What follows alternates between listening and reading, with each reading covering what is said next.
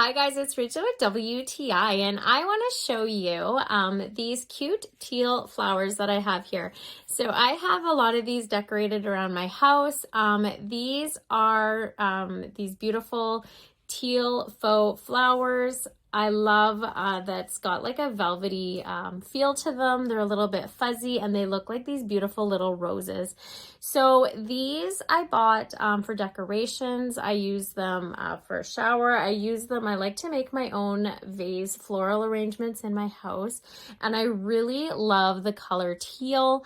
So it was a cute little pop to a lot of these vases that I have. I have like very antique vases and teapots and stuff, as you can see, and this teal just was such a great pop color to around my house because it is a house that I have that color incorporated into. So these worked so perfectly. They have like a wire so you can put it inside a styrofoam. You can wrap it on something if you want. You can use it for any kind of craft that you want. I just love to make floral arrangements and do different things with flowers because I just find them so peaceful and pretty. That's just my point of view.